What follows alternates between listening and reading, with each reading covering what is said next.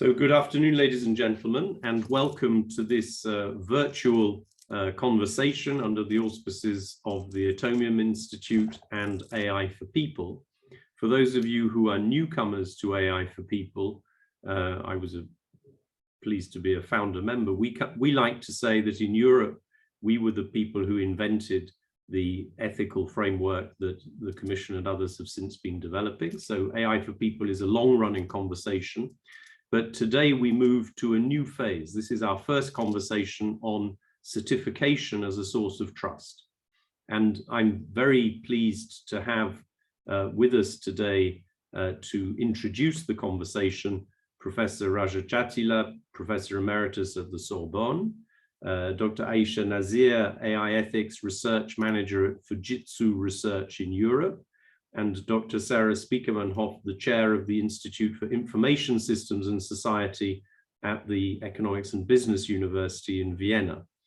So these colleagues will each introduce, some with slides, some without, their thoughts on how certification can be a source of trust and a driver of quality and trustworthiness as we roll out AI innovation. But I very much hope also that the colleagues attending our call will be also participants in the conversation. So let's say we have a couple of hours maximum. I hope for 10 to 15 minutes from our three introductory panelists, but then I can see from the list of attendees that we have highly distinguished individuals, and we look forward to a good conversation after that. What happens after the conversation? So Atomium will upload the recording of the event to its website. So you are being recorded, and if you stay in the room, you have assented to that. They will be sharing a report of our transactions with the people working, the MEPs working on AI in the AI specialized institutions within the European Parliament. And I see Dr. Christoph Lücke is here as well. So he and I guess, will be carrying some of this news to the AI event also under the auspices of the Technical University in Munich next week. So the idea is that this is the beginning of a conversation under AI4People, and that we feed into whatever everybody else is also doing. And therefore, I think we should begin. And I'd therefore like to pass the floor to Raja Chatila. Raja, you have been both in your country and globally and within AI4People thinking about AI trust now for a good long while. What is your perspective on how certification can become a viable tool as we continue to innovate in this space? Raja, you have the floor. Thank you, Robert, for the introduction. Thank you, everyone, for joining us today to speak about this issue of certification, which isn't always well understood, actually. I mean, the idea of certification is very simple, of course, and there are actually, for as much as we are concerned, different kinds of certification. All of you know about certification, which is technical certification. But I would like to speak about this and speak about the issue of certifications in a wider way. Now, just to give a first example, very outside of the AI context, when you use any device, any technological or technical device, this device is designed by people, produced, manufactured, commercialized, sold by people, and you buy it as a consumer. And of course, you expect some service from this device. And you would like this device to provide the service in a reliable manner. And trust, actually, that you will have the expected service is essential to use the device, to use the system. If you don't trust that the system is going to deliver what it is expected to deliver, you will not use it. And trust is based on a construct. Trust is, of course, something that we have among each other, human beings. We trust other people, we don't trust objects. Trusting objects is or systems or programs or software is actually a process through which trust is in a way delegated to the system, to the object, by people, by organizations. And this is indeed something to have in mind. When, for example, I'm taking a very simple object, a toaster.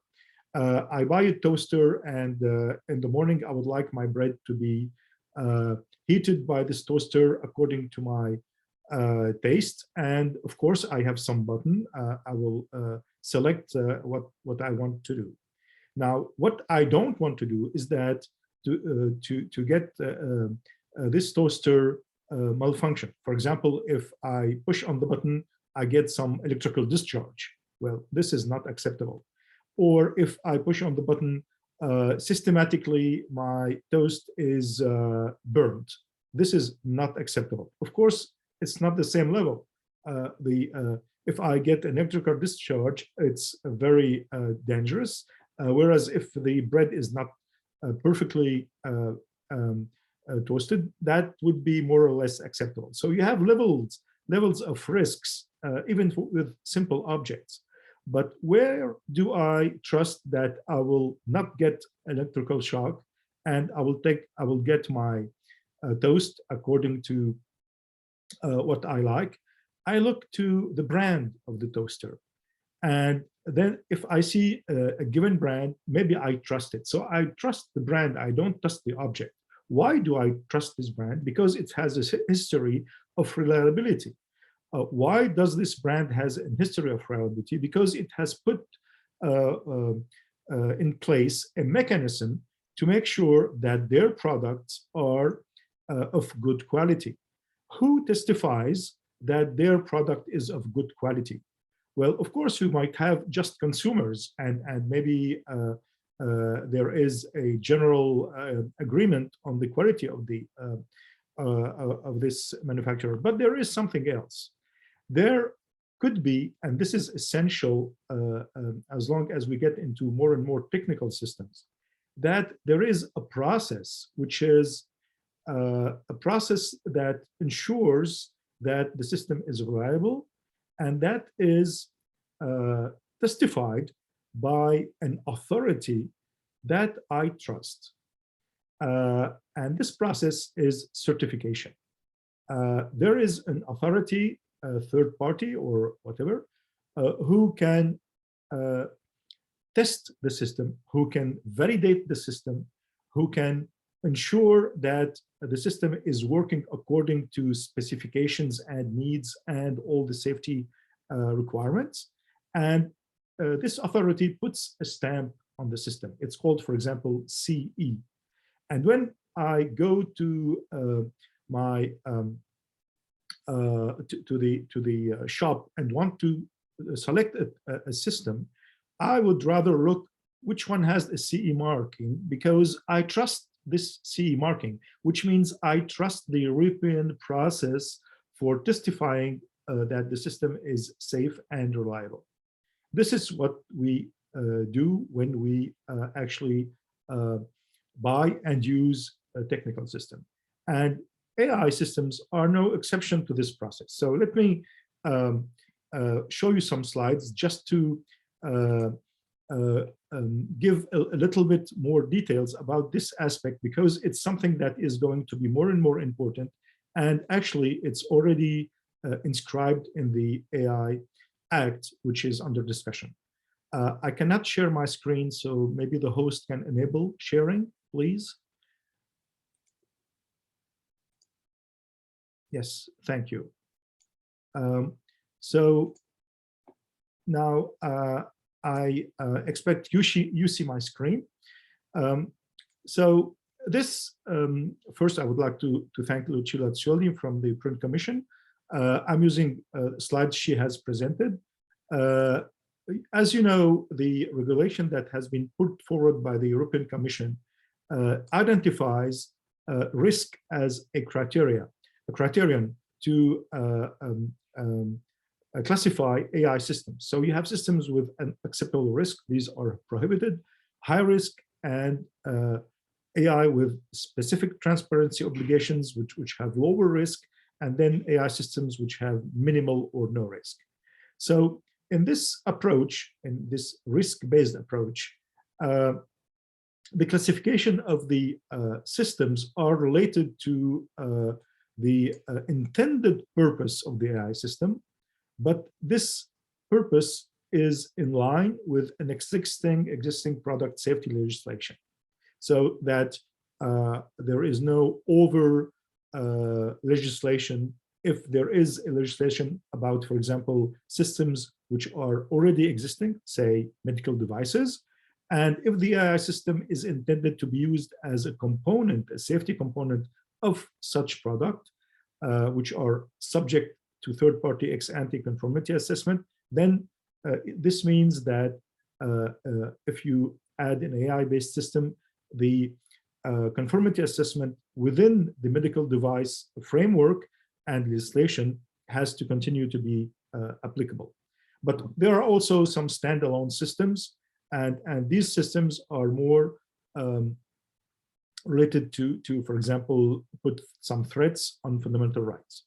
So here are two kinds of examples, two categories: safety components of regulated products and certain standalone AI systems. I will not, of course, detail this, but you see that you have two categories. Now, getting immediately to the CE marking and certification. This is mentioned in the legislative proposal. And as in my toaster example, CE marking actually is an indication that the product complies with a requirement of the European Union legislation. And there is a process to obtain this CE marking. And here we are speaking about high-risk AI systems. So first, of course, you need to determine if the system is high risk. If it's not the case, you don't necessarily have to go through this process. Then ensuring that design, development, and quality management, so you see it's design, development, and quality management are in compliance with the regulation. There is a conformity assessment procedure aimed at assessing and documenting the compliance. And then you have the CE marking on the system. And this is a third party which does this. And then you can put the system into service. Now, let's devote a few minutes to speak about risk. What does risk means? Actually, risk is, of course, a domain of study in technical systems since a long time. And risk is a probability of dangers, some dangers to materialize. And this must be properly assessed. It cannot be just a theory. It has to be indeed something assessed so that we don't over-regulate because something is not really risky, and under-regulate because we missed the risk level of a system. And similarly to what the European Union mentions, risks are actually threats to values or to rights. And the point is that they are often multidimensional. They can some risks can affect different values, different lives, different dimensions. For example, life, of course, if something, it's a matter of life or death. If there is, for example, an aircraft accident, it's really very risky. Transportation, air transport is very risky. But you have also physical integrity in general, physical well-being, mental well-being, dignity, privacy, security, equality, truth itself can be put at risk. And this is interesting. So risks actually, in my opinion, are related to the technology itself, but also to the environment conditions under which it's going to operate, which has to be evaluated, the context, and the usage. You can misuse a technology. I can put my hand in the toaster, and of course, this will not do me good.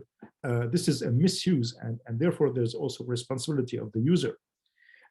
But there is also something important. There are a lot of uncertainties and unknown impacts. For example, especially if a system interacts with people. If you see, for example, the instrument that is put forward by the European Commission, you could say that, for example, recommender systems for e-commerce or transformer-based language model like GPT-3 are not within this risk system. Whereas, as you know, through specifically social media, some recommender system can have a great impact on democracy. And transformer-based large language models can have also impact because they are building a narrative that might be completely incorrect and wrong, and therefore can manipulate opinion. So you see that it's not always easy to assess what and how the risk will be materialized. So to conclude, I would like to say that there is a human responsibility, and in the IEEE Global Initiative that started in 2016 on ethics of autonomous and intelligent systems, we said that the mission is to ensure every stakeholder involved in the design and development of AI systems is educated, is trained, is empowered to prioritize ethical considerations so that these technologies are advanced for the benefit of humanity, which means that the designers themselves have to be involved in this process, assess the reality of dangers and risk as well, elaborate guidelines, policies, and adopt appropriate design approaches and governance frameworks. And here, standards and certification processes are a tool to help compliance. They are not a burden. They are a tool for the companies, for the designers, that tools that have been actually produced by some other parties and that can help to obtain compliance more easily. And as an example, I would like to give this last slide, where there's a list of standard projects for ethically aligned design, which are under study by the IEEE. Several of them have been already published. The two in red in particular are of interest to us. Model process for addressing ethical concerns during system design. Sarah Speakerman is actually part of developing this, was leading this development, and she will speak about it. And transparency of autonomous system, which is a requirement by the Commission for systems that are lower level, not high risk, is also another standard. So thank you very much, and I think we can I can stop now, and we'll join the conversation with you. So Raja, thank you very much. There's a lot of food for thought there. And what I'd like to do, ladies and gentlemen, is to take in succession our three introductory speakers and then open the floor. So if in the meanwhile you have questions or comments, please put them in the chat function. And after the three speakers have finished, I'll ask you also to use the raised hand button to help the moderator organize the conversation. So thanks, Raja. I'd now like to pass the floor to Aisha Nazir, also active since a long time in not only AI ethics, but AI for People. Aisha, you have the floor. Thank you very much, Robert. I would like to extend my thanks to the AI for People team for having us on board for such a long time. We remember becoming the founding member since 2018, and it has been a very long relationship, and we are very pleased to be part of it. Before we start, just a bit of introduction, I would like to make that I'm going to be leaving Fujitsu around almost 12 years, after 12 years, and my colleague Paul would be taking care of the AI for People activity. So Paul, you want to say hello? Yes, thank you, Aisha. Thank you very much for that kind introduction. And hello to all of the panelists in the group here. and thank you for having me on board. So Aisha and I have been working on a handover recently, and she's been helping to get me up to speed. And I'm honoured to be asked to attend this forum, and I look forward to an equally long and productive relationship with all of you. Thank you very much. Back to you, Aisha.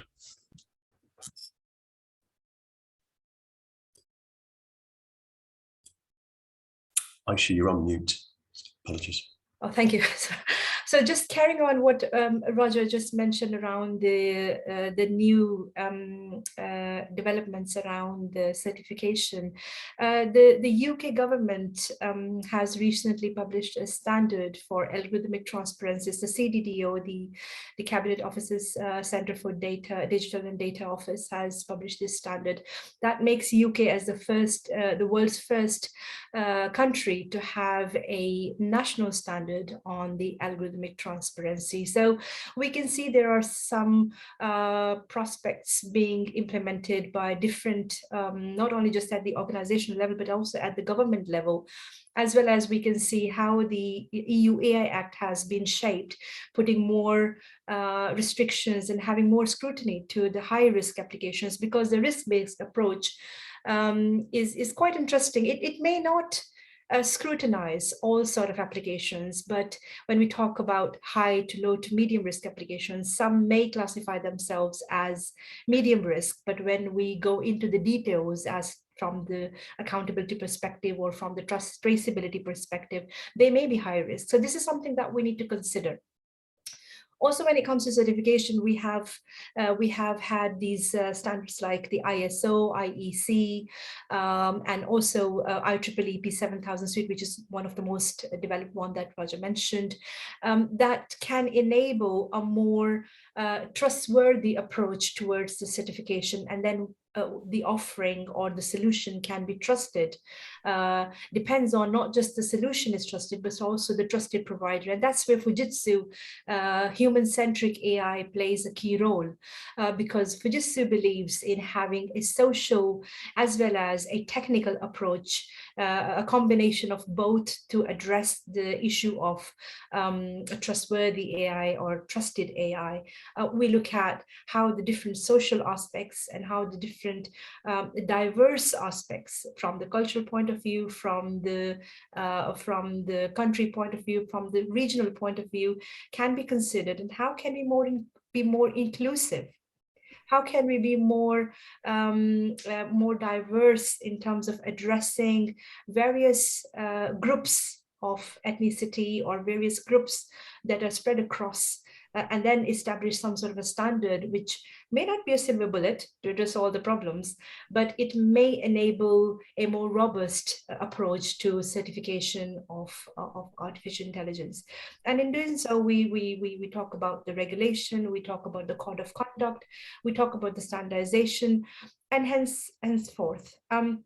From the AI4People perspective, it is very much interesting, at least from our point of view, that what sort of certification facilities can be provided, and how AI4People can act as a vehicle in such respect. I mean, when it comes to certification, there would be one governing body, or would there be multiple governing bodies? And who should be part of the certification process? Should it be people from the academia? Should it be people from the industry? Should it be a combination of both? Do we include the policymakers? Do we include the law firms? And how can we enable that in a more concrete and inclusive way? And looking at the quality metrics, looking at the quality of these solutions, the quality of the AI-based autonomous systems, how can we make sure that the quality is not just talking about the robustness from the technical specifications perspective, but also from the quality, adding new quality measures such as the fairness, such as the transparency, such as the the explainability of this system, the accountability of this system. So there are these several aspects that needs to be considered when we talk about the certification. I think my colleague Paul would also like to say something. Paul, would you like to say something?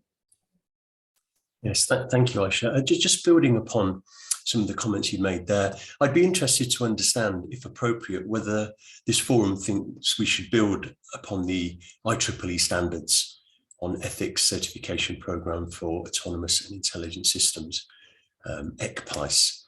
I think there's been a lot of good work done there around transparency and accountability, and I'd be interested to know if we think that would be a useful platform to build on and extend, or whether we have a slightly different view on certification.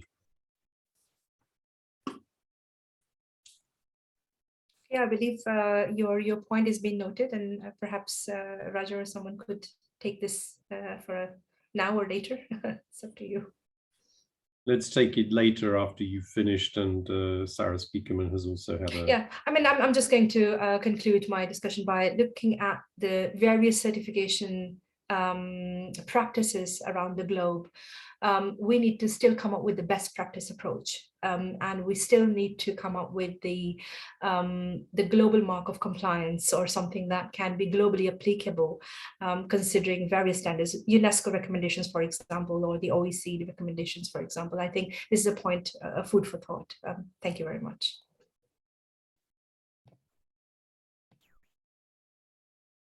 So Aisha and Paul, thanks very much, and stay with us, as it were.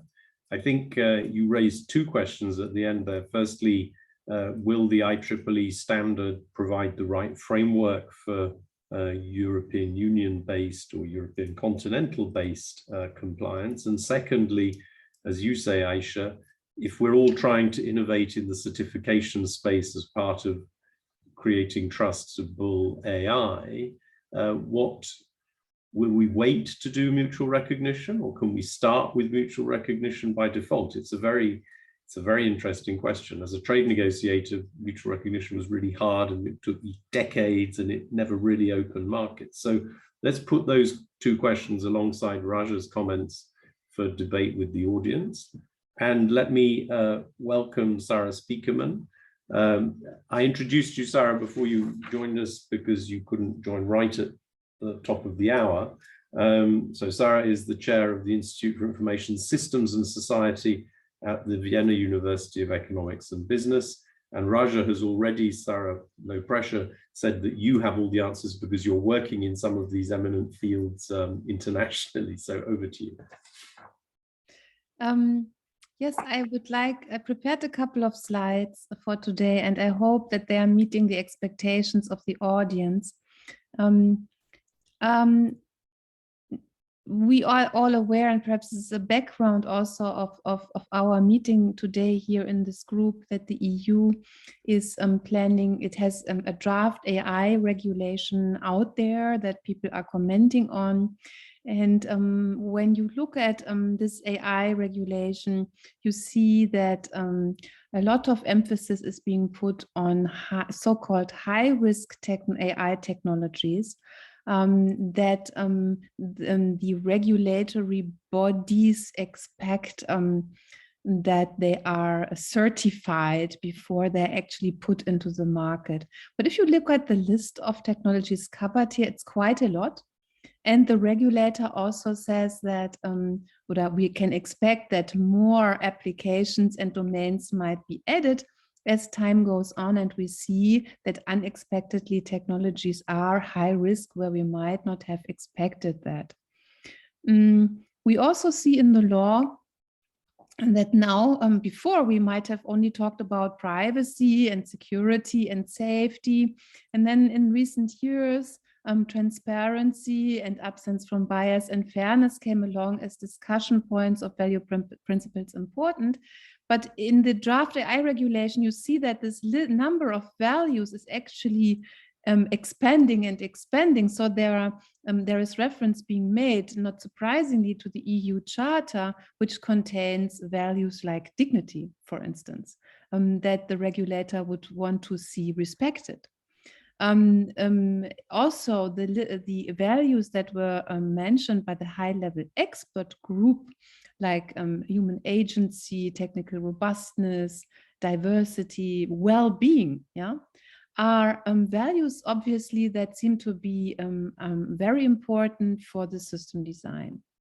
And now when it comes to AI generally, the question is, so if we see this long list of values and perhaps more to come, it seems to be that we need to make sure that the system design of artificial intelligence generally caters to a value-based thinking in order to ensure that companies scale towards the future, scale towards immediate regulation, but also to future regulation. And the question is then, can we have a common approach? Also, can we build artificial intelligence in one way, in a value-based way, and that's scalable to all applications? And I think the work in the IEEE 7000 baseline standard that was just published in September has shown that this is not the case. What is happening is that every provider of an AI technology, let's say operating even in one industry, like here in the example in the slide, employment, if a system of interest provider, as an AI provider, works on AI which understands re-employment dynamics, that AI provider will have a completely different setup and data set and training sets for his AI than a provider that works in calculating benefits for employment agencies, or an AI provider working in supporting corporate employment processes. So the different bubbles here show we have one industry, but we have different systems that all cater to employment, but are very different in their setup, and will touch upon and impact very different values as well. You must also remember that if AIs, let's see, even in this one industry of employment support, are replacing human beings, these human beings are having very different job profiles these days as well. So in a nutshell, value-based system design is always specific to one AI system in one context. And that means that every system of interest provider or the AI provider has their own challenges and own and needs to run through a value-driven system design effort. Now, another dimension of complication is that every AI system will touch on multiple relevant value principles. It may be that one system can at the same time impact the dignity of people, their mental health, the value like fairness, freedom of thought, and privacy, and security, and safety at the same time. That may very well happen. Our case studies in preparing IEEE 7000 have shown that.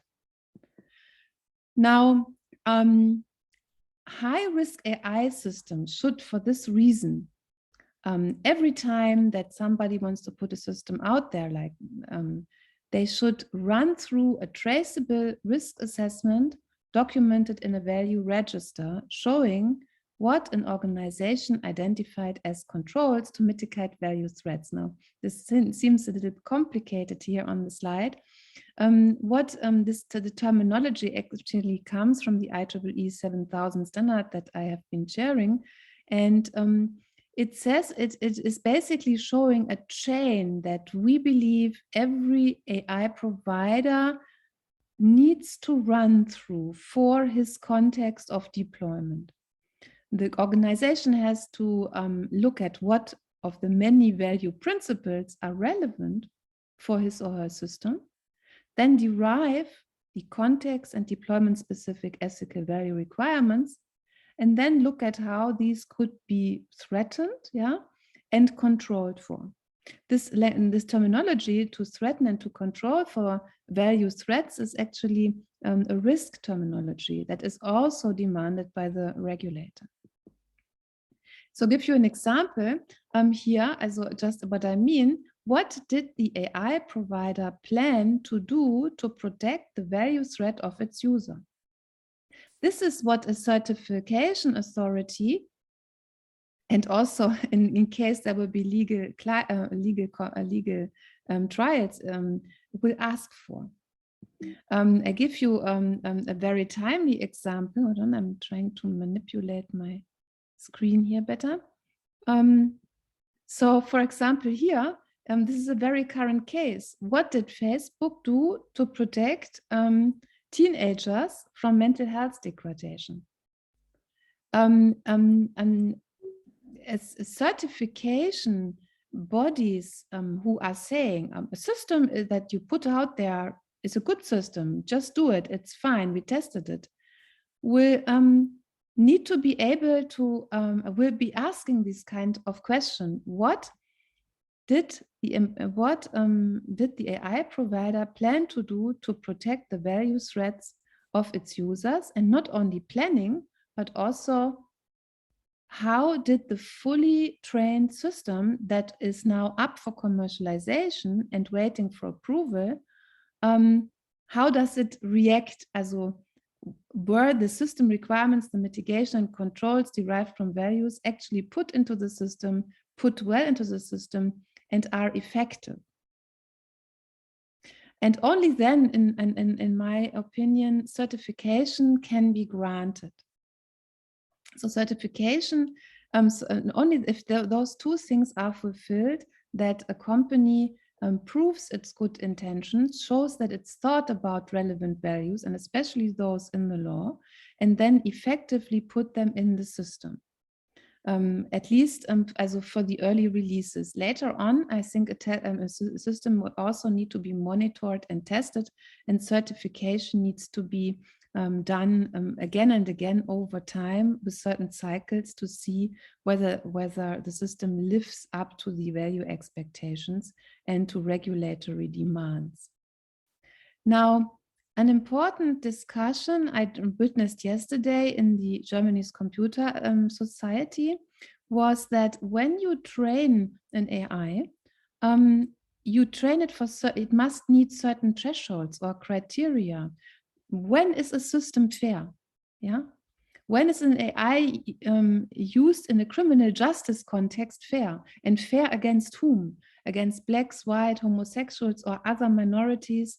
You see again, we have one specific context of deployment, and we have one specific value, and it needs individual threshold levels in order to determine whether then in the end, the company putting the system out there has actually thought about it and has given itself, in cooperation with stakeholders or in cooperation with the industry as a whole, criteria for when fairness is given. Now, again, against all of this, what I said, I strongly believe that in order to certify AI applications, we need to have companies run through recognized standards first, so that they know what to do step by step in order to reach a compliance level. And what you see here on screen is one example, one standard that could provide for such a step-by-step methodology to bring AI providers to compliance, and that is IEEE 7000. There may be other standards that I'm not aware of, but this is one of those on the table. And it is very similar to what you may be knowing from ISO 9000. ISO 9000 is also telling companies, run through certain steps, document that you've done them, meet your own threshold levels, and then you can be certified. And in many industries today, certification is only given out when it is shown that such a process was successfully done and the criteria of success met. So this is actually my message, and I think that, and to my knowledge, EthicallyAligned is not built on any standard. EthicallyAligned was an early certification scheme that was not built on any standard. And I believe that EthicallyAligned would either need to be ramped up and embrace standards that have been approved, or it is not suited for certification of AI. But I think the IEEE, and Raja might know this much better than I do, might be taking its flagship standard, which is IEEE 7000, and develop an ECPAS certification program on top of it, also thereby ramping up the ECPAS certification itself. Yeah, I think that's it for the moment. And if there are any questions, I have 1 or 2 more slides. Yeah, thank you very much. I hope this answers some of your questions. Sarah, thank you very much. The good news for the moderator is that your presentation, like the others, answers some questions and raises others. So thank you for that. And I think now if everybody, including Paul, can switch on their videos and open their microphones, we move to the second phase of the conversation, which is the conversation. And I'd like to kick it off by picking up a couple of messages that people have put in the chat. It seems to me that the conversation so far focuses us on the question of scope. You know, should we be certifying products or processes or suppliers or users or all of them? And how will certification of different actors and things in the AI ecosystem lock together to create a chain of trust and assurance? Brian Tranter, for example, suggested that some form of certification should apply to all AI systems and not just high-risk ones. So that would suggest that there might be generic certification of, for example, a company's process fitness against an IEEE or other standard as a precondition for self-certifying that a product meets a standard. And then I think another question which Sarah raised is whether the certification or self-certification thresholds for a first release would be more arduous or detailed than for updates. So quite a lot of questions out there. And I'd like maybe just quickly to go around the table and get a sense of, you know, certificates are a family of concepts. How would you see the certification of these different sorts of steps in the chain of AI being to fit together? Do you think that actually we should start with baby steps and just certify high-risk AI products? So that would be put a toe in the water, or should we expect that the initial startup AI framework at least sketches the whole solution? Maybe go in the same order as the speakers to begin with. So Raja, Aisha, Paul, and Sarah. And then I open the floor in case others have comments on that question.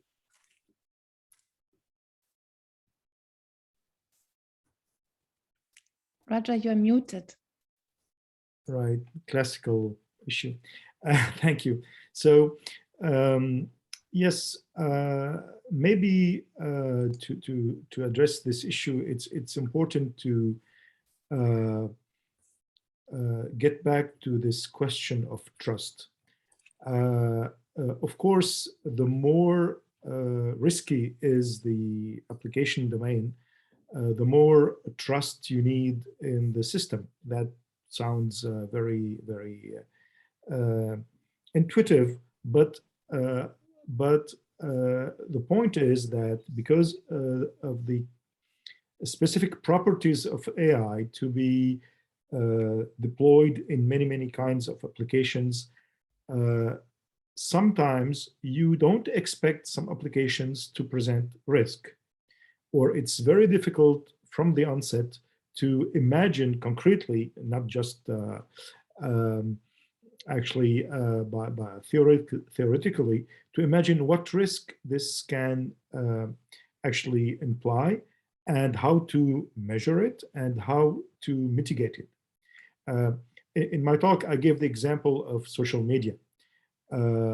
You wouldn't think that in the beginning of social media that this would be a risky domain, a risky application. You would say, well, this is meant to make people know each other online. What's the risk? Well, it's really minimal. Where's the risk? But now after several years of experience, we see the risk there, and it has multiple forms that people didn't imagine, from harassment to child abuse to tampering with elections, etc. So how can we deal with that? And this leads me to say, yes, I think that this issue of certification is important, and it shouldn't be thought only for domains that are pre-identified as risky. And that's related to the AI process itself, actually,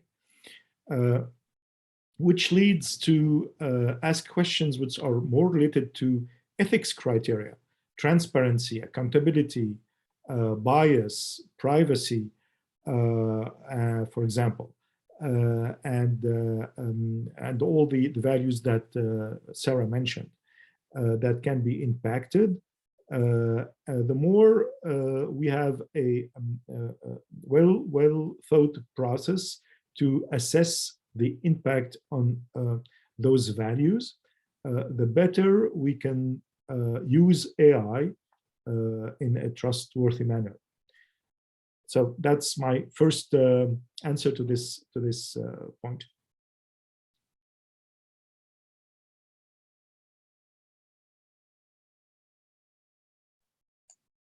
Sorry, slow to unmute myself. So Aisha, Paul?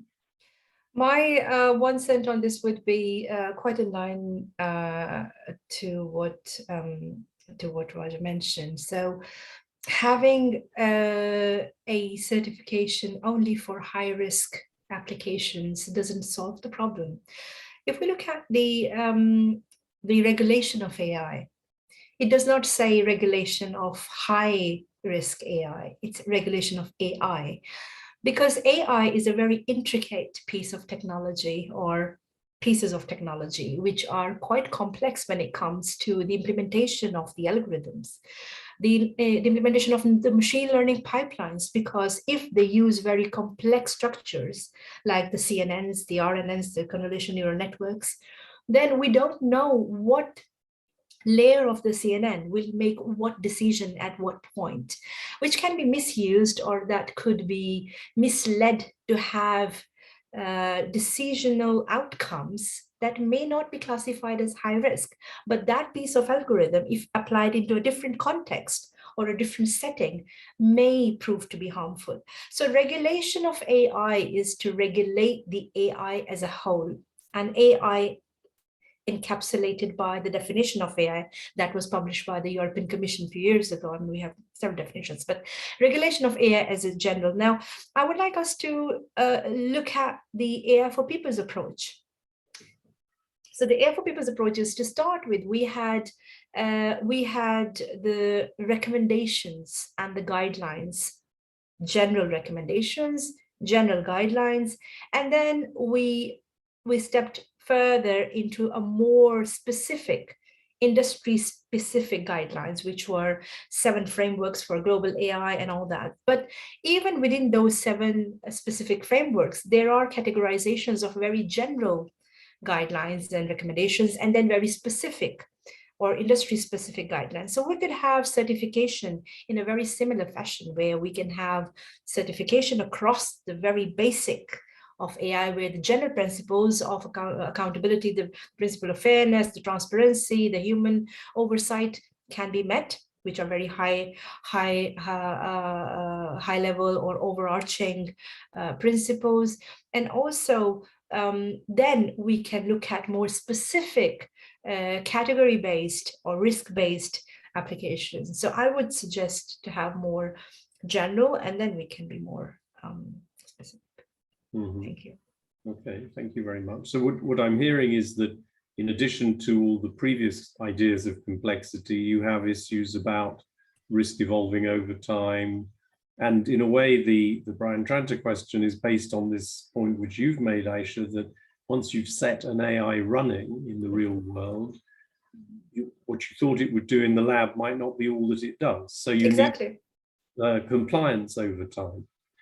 And so we'll come back to the question about how you can certify or monitor compliance over time. Paul, you have something to add? Yes, thank you. In response to Brian's question, I agree with his sentiment entirely. It's not just high-risk AI systems that we should be focusing on. I guess my comment on that is, if we do cast a wider net across AI systems, then do we prioritize certain systems first in terms of rolling out any certification process? So, do we have a priority order? Should we go for high risk first, medium risk, and then low risk, with a view that legislation needs to cover all of them? But from an operational point of view, and the time constraints that we have, and we're well aware that big technology firms are far more capable of deploying technology at a far greater pace and faster pace than legislation and governance can kind of compete with. So I guess, to get to my point, it's, do we need a priority order given the pace of developments that we're seeing at the moment? My particular view is yes, we do. Although we should be mindful, as Raja said, that there are fairly benign looking systems that can grow into something far more dangerous over time around social media and personal chatbots, etc. Yeah. So thinking about this as a regulator, not as an innovator, I always think that the idea of adaptive regulation, where you start small and then it grows, what you're saying, Paul, that makes sense. The lawyers don't write that way, do they? They say, if it's in this category, then there's such and such a requirement. And here we're talking about, should it be all AI or only high risk AI? But there are critics of the current legal drafting, which says the scope is so wide that you're going to catch non-AI systems that expert people like you guys would not recognize as being AI. It's just a Bayesian system, or it's, and how big is the risk that wherever we start, if we say certification has to go broad, has to be everything that's AI,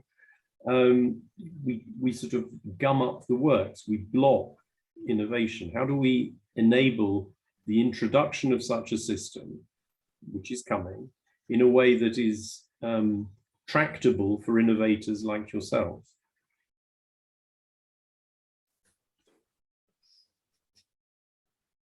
Let's leave the question on the table and go to Sarah. Yes, in fact, the only reason why I started my presentation with the high-risk systems is because regulatory activity incentivizes startups and many companies to deal with the issue instead of doing it out of their own motivation. But in fact, I completely share the view of Raja and Aisha that every startup should actually run through value-based engineering processes in order to scale for the future. I just have an interesting number, is that the airline business Lufthansa needed 30 years to have 1 million passengers. Facebook 3 years, and Pokemon Go 9 days.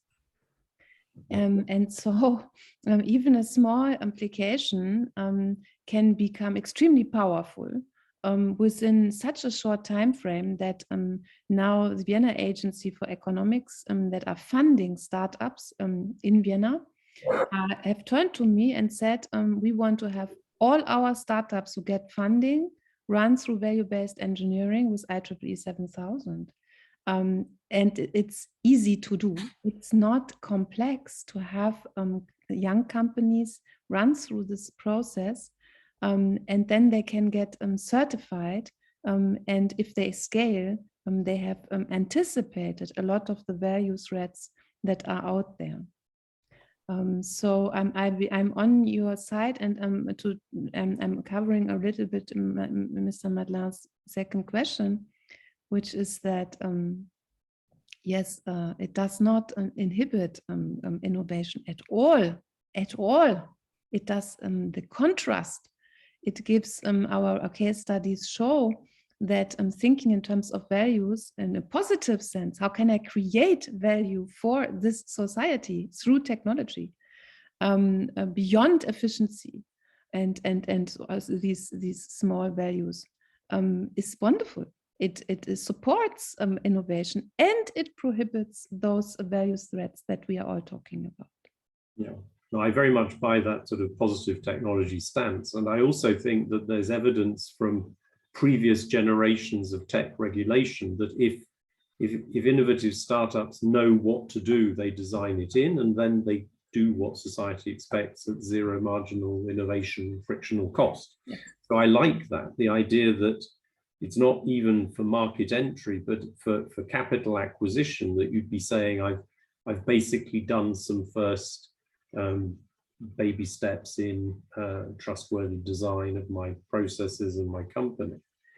And what about, so I want to ask another question, focusing on certification in the sense that Raja described it from the first. Do you think that the market actually needs to have a certificate which says AI inside? Because at the moment, certainly lawmakers don't seem to know what has AI inside and what doesn't. Their drafting suggests that they want to capture things which not everybody would recognize as AI. But if we were thinking about a generic first step, which can be legislated and would improve market conditions, anybody making a claim about a technology or putting a product on the market or trying to get money even in a sort of seed capital round, if AI is part of the business model, you have to say, I certify there's AI inside, and that would enable the market to begin to do what your far-sighted VC actors have done in Vienna, which is to say, okay, so you've got AI inside, we want you to do a little health check, and then maybe we inject capital. And I think that what I personally think we should avoid is saying, if you have AI inside, here's a huge book that you have to go through before you're actually ready for it. So it's a question of proportionate certification and regulation that takes people on a journey, because not everybody is a Fujitsu, highly sophisticated, very experienced. There are companies out there who have an idea and a bit of code, and we don't want to discourage them. I don't believe that regulation in itself will, but I do sometimes fear that it's easy to write a certification regime. It's less easy to make it a feasible entry point for companies of all sizes. I don't know whether anybody has any thoughts on that. Yeah, it's very interesting comments, and I'd like to just come in here. I think to some extent, AI certification won't hinder innovation or won't slow it down. I actually think most technology companies want to innovate in a sensible way, in a way that includes people and their users and engenders their trust. I actually believe that's now part of any organization, because a lot of big tech organizations really recognize actually the dangers to their bottom line. First of all, right? It may be a self-interest, but nonetheless, if it drives the correct result to get organizations to say, yes, I want to be certified because I believe that puts me in a good standing in the marketplace, and that will encourage investors to work with me. I think that is happening, and I think it will continue to happen. I see parallels here between, in the ESG movement. My background is banking. So I've worked for a number of banks who are now refusing to lend to organizations that don't have a clear net zero plan. So they're saying, look, we won't finance any capital investment. We won't lend to you unless we can see a credible plan that you're going to move to net zero.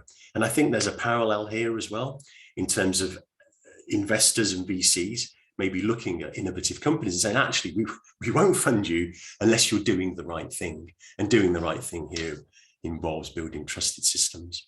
Yeah. So I think we're going the right way. And I don't think it should necessarily be such a daunting task to get big tech companies to actually adopt this. And I mean, Google have done it. They've released in their latest TensorFlow release, this is coming up for 2 years now, metrics to remove bias and minimize bias and highlight unfairness. And that's now part of general purpose software that's available for free as part of a package online. So I'm encouraged by the trend, and I think it will continue. Yeah, okay. Well, that's good. I'd like to bring in a question that Afzal Siddiqui has raised, which is the one I referred to a little earlier about compliance over time. So let's for one moment assume that we've synthesized all the comments you've just made. We have a workable certification system. So AI is hitting the streets with a degree of certification of processes or organizations or products that the European society thinks is generating trust. How do you keep the certification of trustworthiness up to date in a self-learning, evolving system? And the question that Afzal raises is, can we use AI for regulators? Can we have an approach in which AI is used? He says a game theoretic approach in which AI is used against AI, but I like to think of it more as AI for regulators. Can we have algo surveillance, not necessarily only in fields such as AI? You could have algo surveillance of pharmacovigilance. So can we use AI in a regulatory stance to put trust into the market by maintaining a monitoring capacity of evolving behavior of AI as against its certification, something like that? Are there any examples of that that you're aware of? Do you think that this is something worth developing?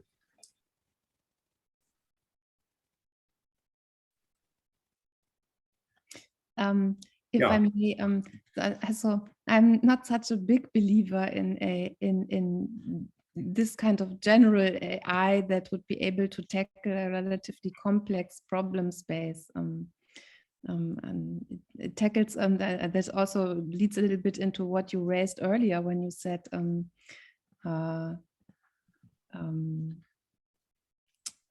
how do we define actually AI, and what does the regulator define here as AI?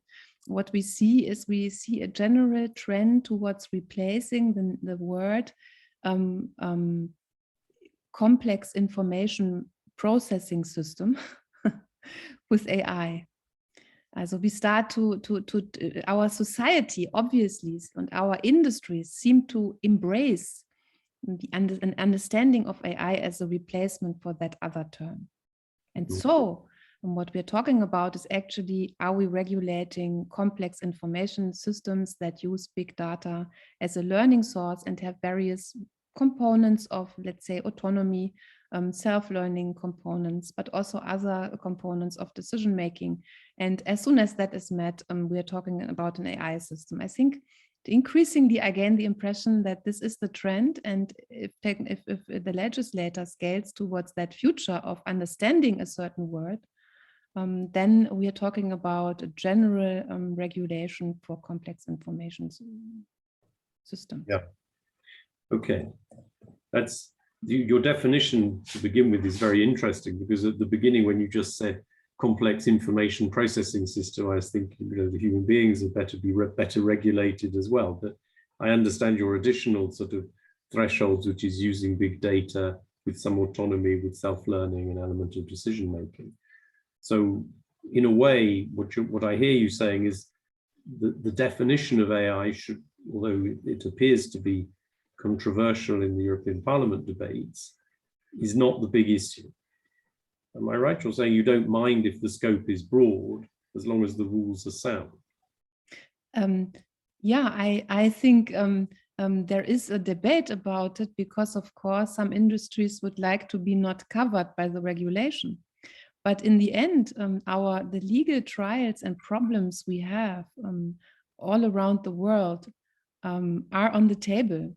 And you can't, by just manipulating the breadth of a definition, get yourself out of the game. Yeah, it'll fall on your feet anyways. So rather tackle it early to minimize your cost on a legal side and also technological ramp-up side. Yeah, I agree with that. But then, just to be clear on your other comment, you were saying, but I'd like to get other people's views on this, that if you want to have AI-driven or algorithmic surveillance of continued compliance with a certificate, it would have to be designed as part of a product. You couldn't just have a sort of monitoring bot somewhere floating around Europe. Yeah, exactly. But you do think that it would be feasible to include in a certification package something that says, give data to regulators, flash a red light if you've done something naughty. I mean, that in a way, you were sort of self-policing. Forrester. So I think on that side, I hope that you didn't get me wrong. In my understanding of certification, it's a very complex issue where human certifiers go out and try to understand the complexity of information processing activities from various angles, looking at a lot of documents.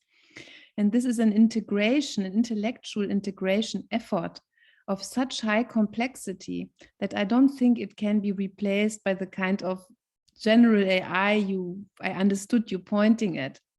It doesn't mean that in certain information processing activities you have red flags. You know, if something goes wrong, you get an indicator by the system that you should be looking at something. But I think for recertification, certification is for me a complex human challenge. Yeah. But that's my humble opinion. I'm not such an expert here. No, but I'm sure you're right. In a way, you know, if a wise man or woman could just look at the AI and its performance and say good or bad, that, you know, that's the way we used to integrate these things. The difficulty is that the thing we want to take a holistic view of is too complex for humankind unaided to reach that conclusion. Kind of tricky. Ladies and gentlemen, I'm now going to pass the floor to Raja and Paul and Aisha in that order on this question, and then keep your questions coming, because you now have 3/4 of an hour, 45 minutes left, but quite soon that will disappear and then you will regret not having asked your question. So Raja, then Paul, then Aisha. You're muted, Raja. Yes, sorry. Thank you. And sorry if I disappear suddenly. My connection seems to be unstable. So what I want to say, I mean, the question that you asked, Robert, is really essential. We have to keep in mind that an AI system has a life cycle. You build it for a given context, a given application, as Sarah mentioned, and you put it in place, but something can evolve in a way that it becomes not up to the job. For example, it has been trained on some data, and then you are using it and you are in conformity. The data is not biased in the context, but because it's a dynamic environment, because people change, for example, suppose you use it in an airport and then you have suddenly a lot of people coming with masks. So it wasn't trained on masked people, right? It might start to behave strangely.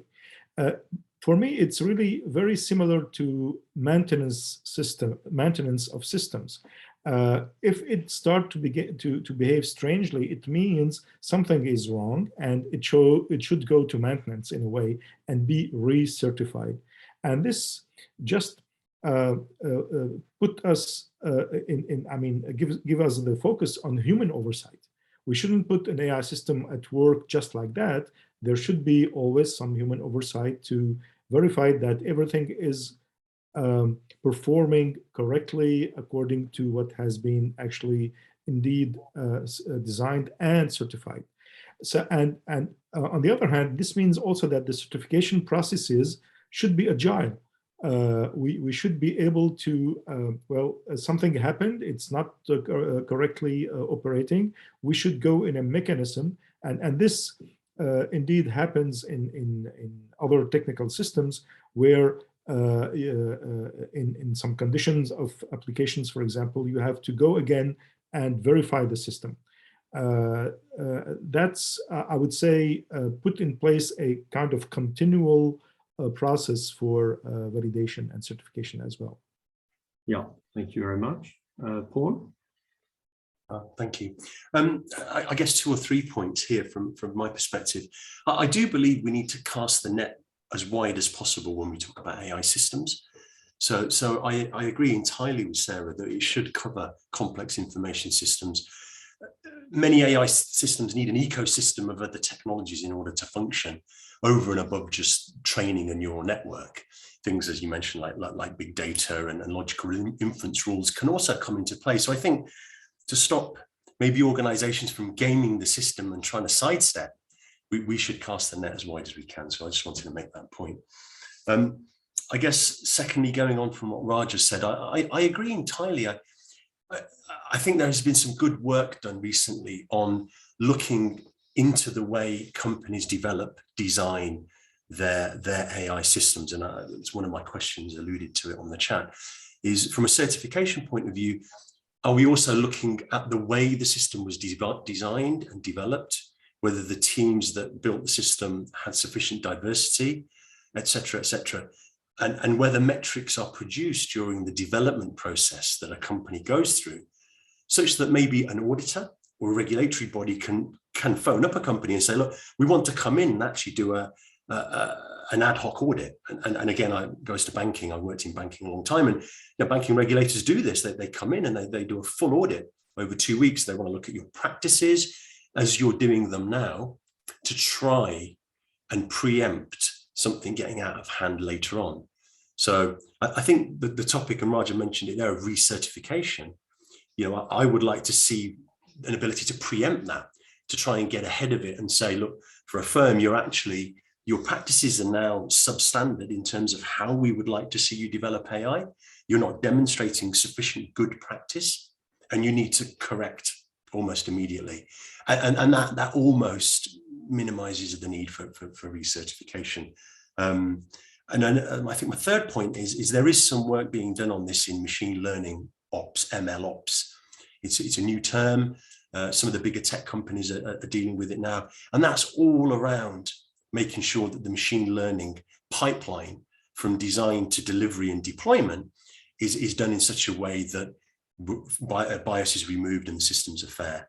And obviously it's quite technical, but I'm encouraged by that firms develop machine learning operations that pay attention to things like bias and fairness. And the Alan Turing Institute have done some very good work on this within the last 6 months, where they've made some proposals on how they would want to see firms go about the design and development of systems.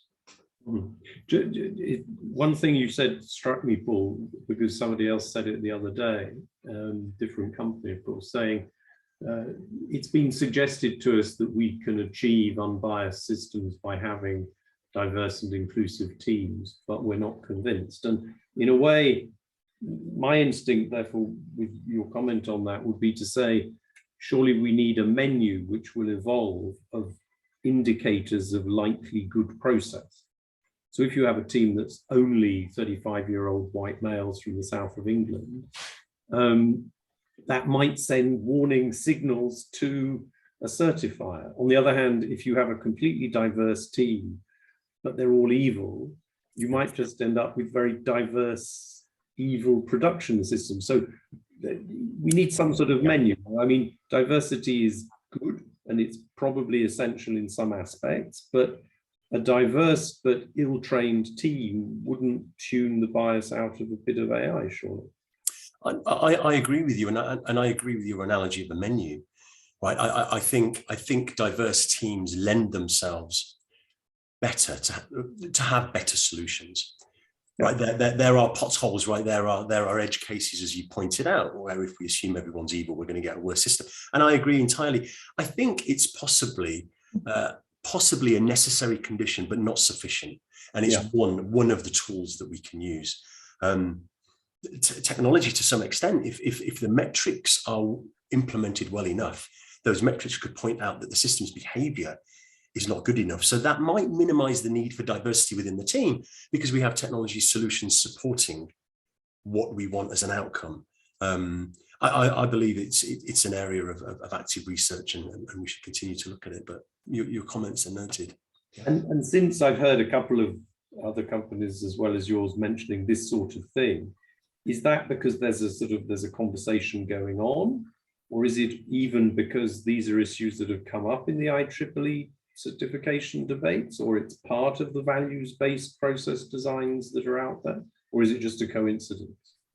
Ooh, as far as you know.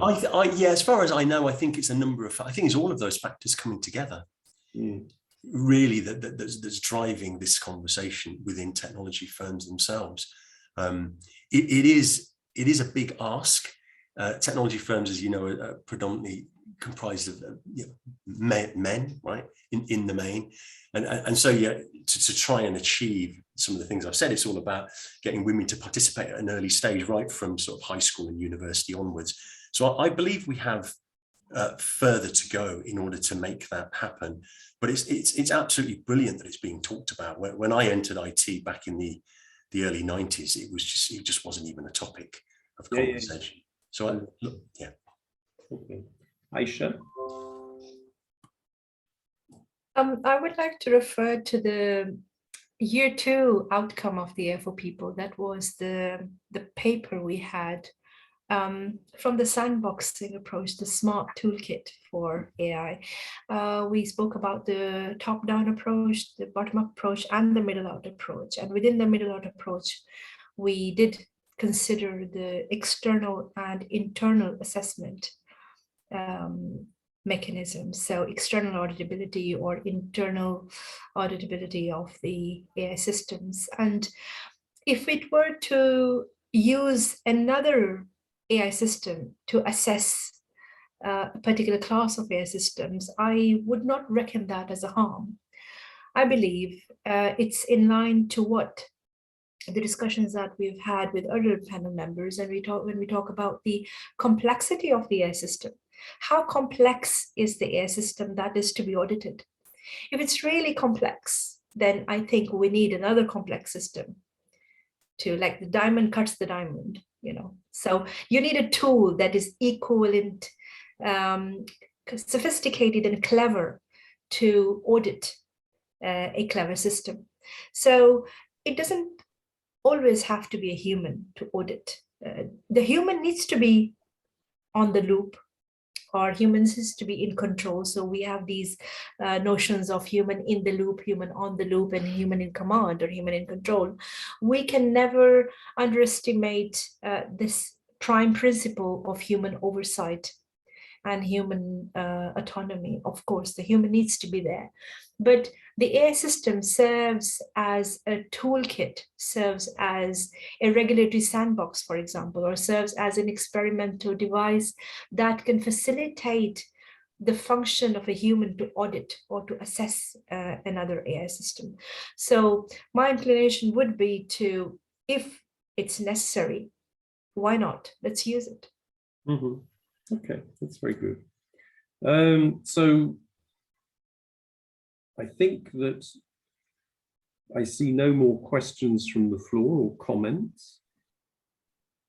I have one perhaps small remark that I would like to make, and when it comes to an aspect of auditing is also to see how the system provided interconnects with all the other systems in their partnership network. That's another challenge we have here when it comes to auditing or generally certification. Where do we define the boundaries of a system of interest we are looking at? If we are pulling in, let's say, personal data indices that are becoming part of our own AI solution, we need to know where this data is coming from, what value quality the data of the providing company had or has. And an audit cannot stop at the rigid, let's say, corporate boundaries, but must include that further network. And in that further network, we typically have service level agreements, and we have APIs if the whole thing is automated, and this is something we shouldn't underestimate, yeah, as an additional complexity issue, and we must have some human oversight, potentially looking at the service level agreements. Yeah, thank you. Now that's a very interesting point, and it's in other areas of regulation I deal with, for example, chemicals. You begin to see a desire from society to manage not just the endpoints of ingestion or environmental release of chemical X, but also the synergetic effects if a chemical X mixes with chemicals Y, Z, A, B, C. so that's a nice idea. The difficulty is, even in a world which is quite well characterized by single chemicals, it's really hard to do because you have an exponential growth of complexity in the object of inquiry. And I guess the same is true with AI systems interacting. But can you say, in a way, you provided also the answer by saying interaction will take place with something that you could characterize as being service level agreements or APIs or something like that, and then you can check those.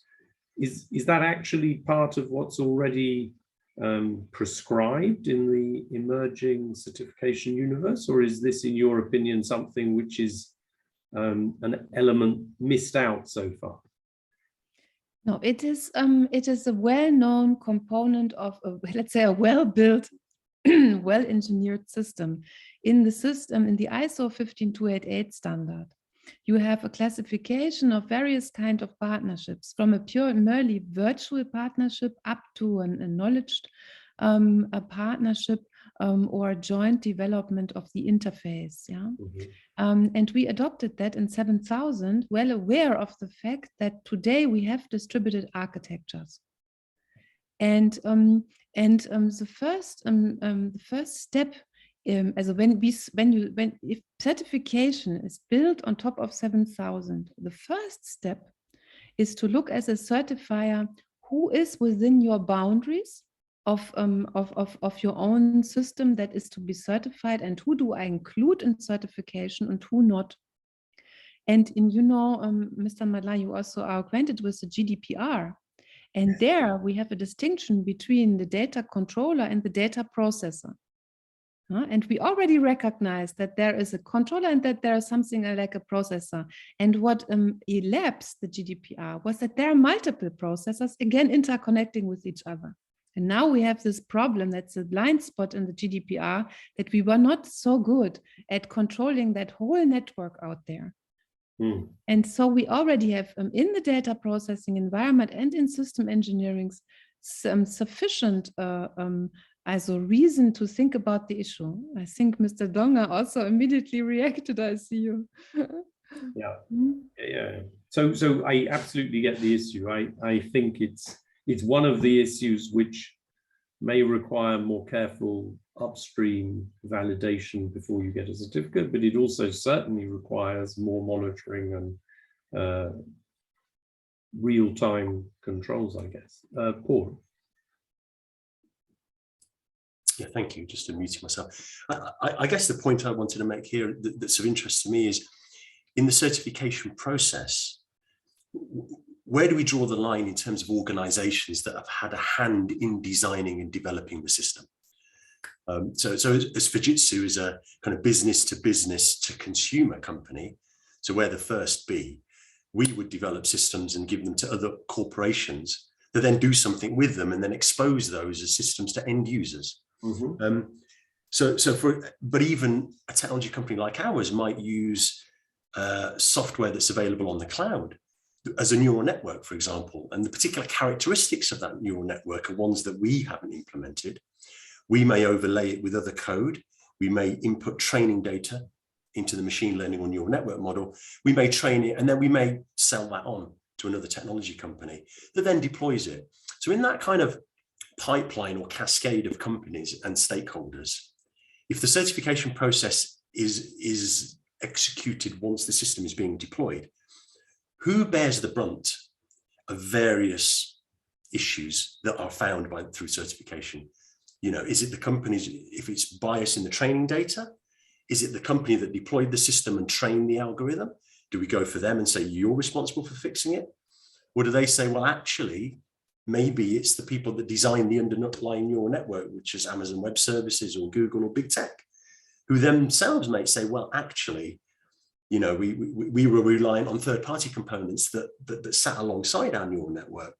So I'm interested, I guess it's an open question, and what I'm battling with is, from a certification point of view, where do you draw the line, and how do you draw the line around these boundaries, or do you draw a line at all?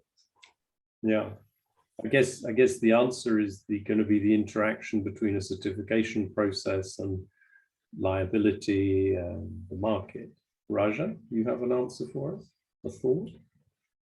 No, not an answer, an observation. I mean, the question is really important because it leads us to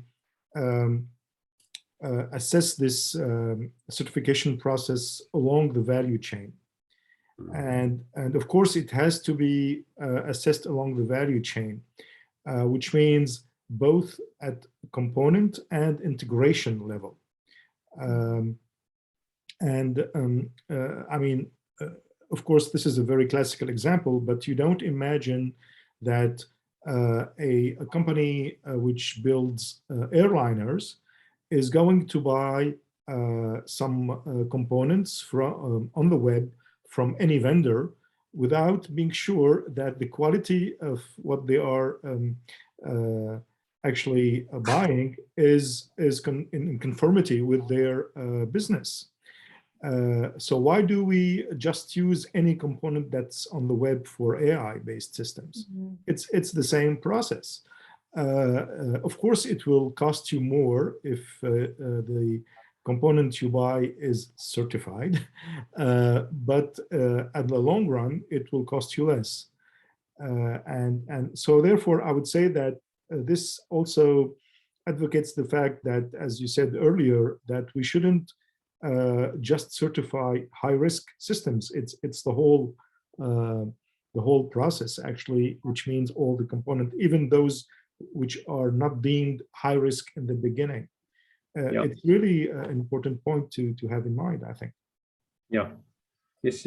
Very interesting. So thank you, Raja. I'd like to take the comments. I think both Sarah and had Aisha raised her hand and then put it down? Not sure. Anyway, I think Sarah, you had raised your hand. Yeah, also an activity in the 7000 standard would say that the providing company should have access to, also the provider should have access to the component or the servicing unit it interconnects with. Yeah. If you don't have access, if your partner that you rely on so much doesn't give you access to their system, it's not a good sign. Yeah. And it is very interesting. I worked with and I did a case study to test 7000 with a company in South Africa. Mm-hmm. And they were about to integrate a lot of on the web virtual kind of AI components. And we said, you know, have a look at whether you can access those services and what do you know about those services. And then in the end, it turned out that they couldn't work with them. It was UNICEF actually. They couldn't work with these virtual AI partners because they never got access. And they are in the end said we must work with more open AI component solution providers with whom we can really work on the deliveries together. It's interesting. So I think that's a very responsible user reaching with you that conclusion. Some people just want the cheap one, as Raja says, even if in the long term that's more expensive. And I think even there we have the question of how far do you go? On the one hand, if you think about analogies from elsewhere, food safety, the current standard is you should be very sure one step up your chain and very responsible one step down. Beyond that, somebody else is responsible. And that creates a chain. Nowadays, we're discussing corporate due diligence in Europe such that the biggest company in the chain has responsibility for the whole chain. And so I think that what you describe is the same sort of evolution of debate. Can you afford as a responsible provider of an innovative product like AI not to know all the component manufacturers? And the answer is, well, maybe ideally you can't. On the other hand, how much overhead will that create for you? I think that's a very interesting area. I want to take the two short comments from people on the panel, and then I have two specific questions, one to Paul and one to Aisha, and then I'd like to come back, not to miss it, to the piece about international committee as we go forward. Do we recognize each other's certificates, or are we going to create a huge mess and then in a decade or so begin a trade negotiating process? So that's the next item, and probably it's going to be the last one we can get to. But let me begin by asking, I think both Raja and Paul, you had put your hands up. Raja not. Paul? Sorry, I did, but it was about a previous point. Here we go. Let's get the points out because we're moving inexorably towards. Okay, I guess it was just on the previous topic, the moving up the chain to be involved with a supplier or a provider of a technology and then kind of validating that it's correct or that it doesn't misbehave. I think in AI systems, in fact, in many ICT systems, it's so complex. It's so much more complex in some ways than buying a component that has a fixed behavior. So the example I'll draw is you could go to Amazon Web Services and pull in one of their plethora of neural network algorithms, which in of itself is a perfectly stable system.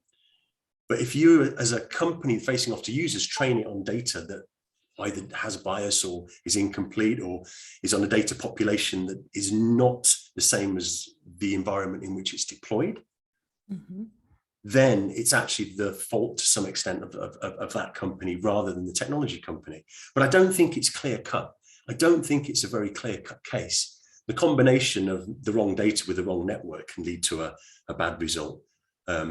The correct network with the correct data sometimes can lead to a bad result. So I just wanted to make that little point. In my mind, I don't think it's so easy to do as previous operating models have shown in other technologies. Yeah, that was my point. Okay, understood. So since you have the mic, let me ask then the question of you that you asked yourself. You said at the beginning, my question for the conversation is, can we just build on the IEEE standards? And my question, never having opened them, is to ask you as an expert who has, as you listen to the breadth of this conversation, is the book of IEEE standards fit for purpose? Are there gaps? If so, are those gaps already work in progress? So I'd like you to answer your own question or have a stab at it. Yes. Having only recently read the standards and being quite new to them myself, I couldn't expertly comment on them. They certainly seem thorough and far-reaching from a certification point of view. I think where I have a particular interest is in the operationalization of certification. And this goes back to a comment I made earlier about my previous existence where I worked in banking and in risk and compliance for so long, which is when you have complex systems, you have complexity, you have a moving domain as we do in capital markets. How do you ensure that firms are operating safely? How do you ensure that they're not putting their clients at risk? How do you ensure they're not putting the whole ecosystem of finance at risk, which did fall apart in 2007 and 8? So the way we address it in that particular sector is by banking regulators being proactive, going in, doing S166 audits, which are kind of someone knocking on your door and saying, right, we're coming in, show us everything and show it us now. And then assessing whether companies are actually following best practice. And best practice guidelines are laid out ahead of time. So firms know what they should be doing. They're following a process. They should be ensuring their governance processes and their committees have the correct oversight, that they have the correct tools to be able to enforce that oversight. And so that the implementation of certification from an organization's point of view is quite deep in terms of its organizational setup, in terms of its technologies, in terms of the forums that they convene to ensure that they can hold themselves to account.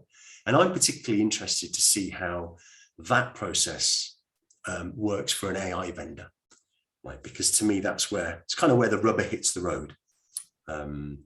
So that's my particular area of interest in terms of certification. It's how it's applied. Yeah, very interesting. You see Sarah was smiling, so maybe I struck a chord. And then, thanks very much, Paul. And then Aisha, you made in the chat a comment. I'd like to just get your views on it before we move on to the international space. And you said that in terms of scope, consumer detriment should definitely be a sort of red flashing light. AI seems to be provoking consumer detriment, like that's not me. That's probably another Aisha. Oh, it's from the audiences. Okay. But then my apologies.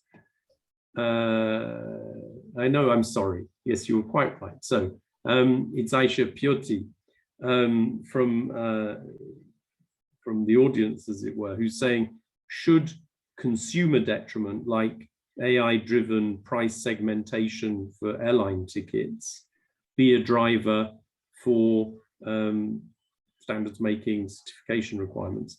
And so maybe I ask the question to the panel as a whole. My understanding is, of course, it should, because messing with consumer interest is contrary to our values, but it's probably already covered by the values-based design principles. But I asked the audience, or rather the panel. So you're nodding. So the answer is yes, it should be, but yes, it's covered. It depends on what you mean by who covers it. Also, you can debate, for instance, if it is covered in the list of values proposed by the high-level expert group. Yeah, I don't know. Perhaps it is, because there's something like social well-being covered there. Yeah, and transparency. Transparency, but perhaps for a consumer, it's not enough to know. He wants to not be exposed to that price-sensitive algorithms, perhaps. What I think is that the challenge is that in every single system context and industry and application domain, you have different values. This example of price sensitive algorithms on airlines is an example. I don't know whether that has ever been debated in the context of the AI groups, yeah? And that's the thing. What is important is to have a scalable method that is able to identify the specific context value requirements for every application. And that then needs to be tackled. And every industry provider has a different set of values that are anticipated by stakeholders to maybe play out as relevant. And you earlier said, we talked about governance here and about what the companies should do internally. I think one aspect is to lose their fear of bringing in external stakeholders. Bringing in NGOs and bringing in critical people and to have a true discourse ethics and help project teams to put their own personal concerns also on the table. Because I've seen a lot of project managers in companies who live like two lives, you know. In private, they'd never put their identity online, and in their job, they are marketing managers and they have to profile people. And it's not nice. To be an authentic employee, it's absolutely wonderful to be in an open stakeholder group and be allowed to say what you think, to have a room for that.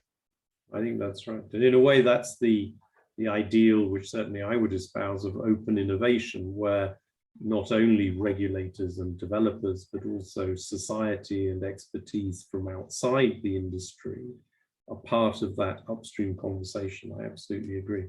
The tricky thing in the example that AI4People's gives of price discrimination using AI or not is that even eminent economists disagree about whether it's efficient or not.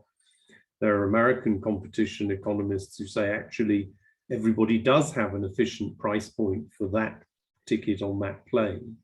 And the market clearing efficiency is everybody pays the price they're prepared to pay. And of course, we all like price discrimination when it's the end of year sales. We just don't like it if we think we're paying more than the person in the seat next to us. So maybe the real problem is that that's a hard case, because even in the non-AI world, we haven't quite yet agreed whether to allow it or not. Raja. I think this is an interesting point, because it raises the complexity of the definition of fairness. How fair is it to have different prices for an airplane ticket? That's a complex issue. Of course, here we have to distinguish from three things. I mean, what is legal? For example, collusion is not legal. What is ethical, which is a different matter in a way, but we want systems to be ethical. It doesn't mean that from a legal point of view, they are in accordance with the law or not. I mean, that's a different point. and also the fact that it's a market-driven situation. So there is a transparency issue. I mean, if the company announces the rules of the game, which means it's transparent, people might be willing to play it. But if the game is not clear, then of course there is an issue in this case. So I would say this shows the complexity of the interleaving of transparency and fairness, which have different definitions in this case. Yes, and I think, sorry, go on. No, it's a different matter. So if your comment was on this one, I wanted to get back to something about the use of components, because we didn't mention data. And this is, I mean, in AI, of course, data is central. I would like just to as an example, mention something that happened last year, which is about COVID-related publications, papers, which were withdrawn from very famous journals because these studies were based on data which they found out later has suspicion of integrity. And the data came from a vendor, actually. They accessed the data from a company.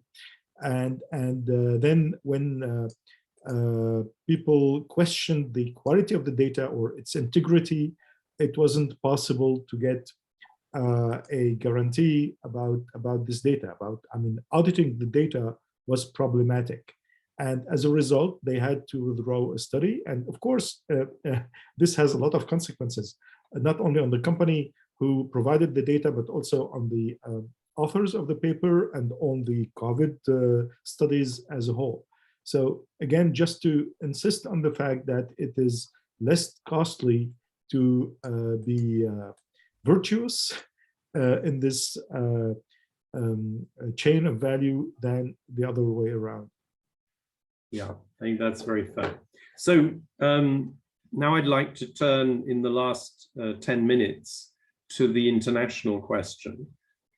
Just as, again, Afzal Siddiqui commented on it in the chat, we've already identified that regulators in different sectors, consumers, civil society in different sectors have intertwined value chains, and they have to decide how to cooperate or how to allocate costs and benefits or to accept risks. In the same way, and I think it was Aisha Nazer who put her finger on it in the initial comments, we're all busy producing certificates and regulatory frameworks for a global innovation phenomenon, but we're doing it territory by territory. So the European Union of 27 is doing it, the UK is doing it, the US is doing it, China is doing it, and so on. Are we condemned, so this is my question to the panel, are we condemned to 1,000 blossoms which we then have to harvest and sift and turn into a global system? Is it going to be everybody against everybody and complete chaos? Or is there a chance that we can actually cooperate up front? And I think we've been saying in AI for People since the beginning, cooperation is a good thing. Everybody who comes to these conversations says we want to cooperate, but in practice, you can't wait for everybody to move forward. So IEEE has done its stuff, and now it's shareware for the world. The UK new standard is in a way shareware for the world, but there are risks of inconsistencies. Aisha, maybe you can kick us off on this one. Thanks for the opportunity, Robert. Indeed, we need to consolidate, right? There is no other route. Otherwise, it would be a complete chaos, and that's not the ideal professional approach. Eventually, there are certain artifacts which claim to have been consolidated. For example, the UNESCO's recommendations, and I'm sure several people on the meeting, as well as the attendees and the panelists, would be aware of the meeting that took place towards the end of November, the UNESCO's general meeting, where the UNESCO's recommendations have been sort of rubber stamped as the world's first mostly consolidated and overarching tool. The way forward. It claims to include the European Commission's regulations. It claims to include the OECD. It claims to include the IEEE. It claims to include. I've read those recommendations. They do coincide. So it's not a complete opposite. So this is one example, and I'm sure there will evolve even more examples. From the certification point of view, IEEE, ISO, IEC, Oceanus, for example, as well, they are the most pioneering or most fundamental standards or benchmarks that are out there. And I think we need to work with them. We need to have a more consolidated approach, and then they can be contextualized. They can be contextualized. They can be adapted to the local context. They can be adapted to the local requirements of the industry. It doesn't have to be one silver bullet, and keep saying it because this is very important to understand. You cannot have one answer to all the questions. So that would be my input. Yeah. And can I just ask one question about how to do it? Is there, if you had a dream, so who would you want to be convening this consolidation process? And the tricky bit being that you might think UNESCO, it's a UN body, but of course some big, highly innovative countries in the sector aren't even in that big UN body. So how do we generate the willingness to do that cooperation? By encouraging such cross-platform interactions. We need to have communication across these bodies who are playing a very vital role in their own respect, in their own setting to establish such standards. And AI4People and similar initiatives can act as a pivotal role. They can play a very significant role in doing so.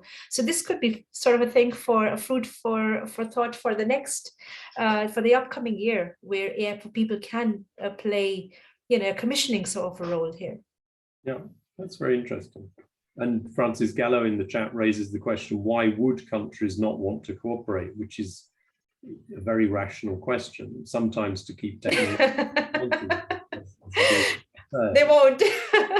But I would say we don't have to assume malevolent or irrational national behavior. It's enough that we're all trying to do something in our own backyard. That will generate enough chaos without anybody wanting to generate chaos.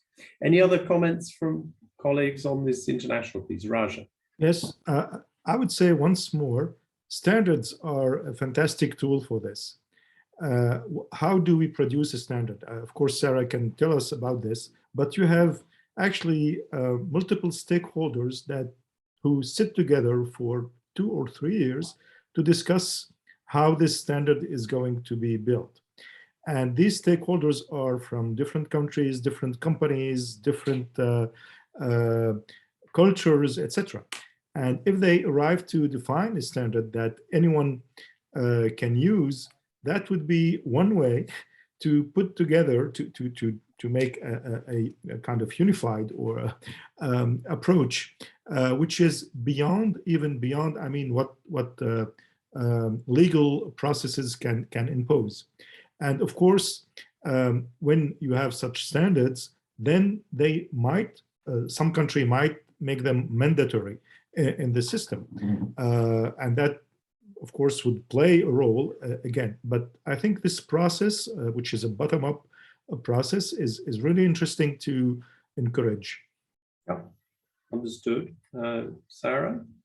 Oh. Yeah, I mean, I want to underscore what Raja just said, because in the IEEE 7000 working group, it's wonderful. We have people from the United States, from Australia, from Africa, from Europe, from Iran, from the whole world. People were dialing in. I just got feedback on a handbook I write an email, I get feedback from Australia and Washington in 2 days on how we can implement it in the standard now. It's wonderful. And one, for example, asset in the standard was then that we said, okay, we have the moral philosophies originating in Europe that we use to elicit values. But then we said we must recognize local cultures. So value elicitation can take place against the background of these other cultural frameworks as well. And this wouldn't have been possible without such an international group. And I see 2 lines of rolling out. One is a very practical one. If you think of the design thinking schools, they have been rolling out their network across the world. And everyone knows how to do design thinking now, 120 schools. And this is on a practical level. These schools can take up good ways of innovating with AI. And I think they are we are planning actually a cooperation with them on the practical level. And the other thing is, I'm wondering often to what extent it's not good to have a healthy competition between continents on value standards and rigorousness and reliability and trustworthiness of our systems. Why not have very rigorous systems in Europe, for instance, which are catering to a certain value structure, and then they have to show their strengths in competition. Yeah, very good, very helpful. Thank you, Sarah. Paul, a last word? Thank you. It will only be a word because I've only got a little amount to say on this. Look, I think in spirit, yeah, standards that span continents and geographies is a good target to aim for. And I think we're all agreed on that. And at the grassroots level, I think there is a willingness to want to do that. And Sarah, as you point out, you get emails globally saying, yes, this is the right thing to do, let's do it. I wonder, and I'm by no means an expert in this, in whether rolling these out in terms of legislation is such a smooth process, and why some of these standards aren't always global. Does it come down to the operationalization of these standards? Does it come down to local country-wise priorities, where one region doesn't have the same priorities as another? I think there is an element of that. So I think in summary, I agree it's a good goal to achieve, but I think it's not without its problems in terms of implementation. Yeah, very good. So, ladies and gentlemen, a few brief conclusions, although, as I said, you can see both the full recording of the conversation and you'll get a summary via the Atomium AI4People website. So I want to say 6 things. The first is, we're doing very well, keep it up. I mean, as Aisha reminded us, we're now in year 3, and of course the whole process had to be launched before then. And I actually think that one of the things we were talking about right at the beginning is, let's try to do this together, be cooperative. And the work already underway, as Sarah describes, the IEEE, as Raja describes, these are very powerful tools. And at the same time, as Fujitsu has exemplified in our previous discussions, companies coming to terms with the challenges of AI and creating their own corporate vision is also part of the answer. So the first thing I would say is, let's not be depressed, even though it's a mountain to climb. And it is a mountain to climb in the sense that the second point I'd make is, we have all identified unresolved and probably irresolvable complexity in this whole world. And I think that's an important point to remember, because it has consequences. It means that legislators have to build future-proofing evolutionary tools into their structures. It means, I think, that, as several of the last round of speakers have said, standards as a bottom-up, private into public tool are extremely valuable because they are organic by design, and so is certification as a process, and they can be key to global coherence. But we won't get away without the adoption of standards by the appropriate institutions in each jurisdiction, the accreditation of those who monitor and certify conformity to the standards. It can't all necessarily be done by self-certification. So underlying the standards-based approach, there's still an awful lot of intergovernmental or interinstitutional machinery. And actually, I think the way to avoid too much of that would be something that Sarah said right at the end, to bring in a more open innovation approach and design thinking, so that the standards world evolves another step beyond Westphalian legislative processes. So I think there's a need for innovation in order to cope with the complexity.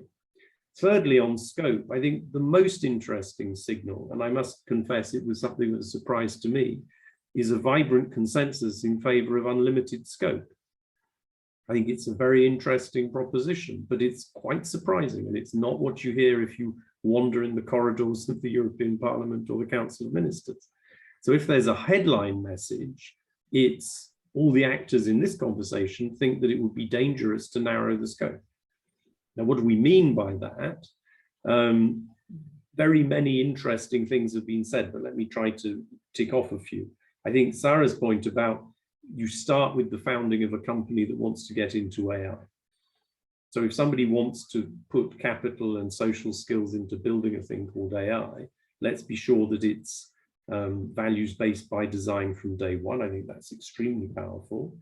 We need something which is agnostic about risk and use, which allows granularity for sectors and societies, which evolves as the evolution of AI deployment evolves, which may evolve as people's understanding of risks evolves, as consumer preferences evolve, and which tries to capture suppliers and users and processes as well as products. So, and finally, almost finally, covers the sort of interaction aspects, the interactions between whatever it is we're certifying and everything with which it will interact. So I think that's a very important point, that scope should be broad rather than narrow. And however broad you draw it, it has itself also to be evolutionary and organic, because the needs will evolve over time. The fourth thing is sequencing. How do we begin a system like this? How do we bootstrap a future-proof global system?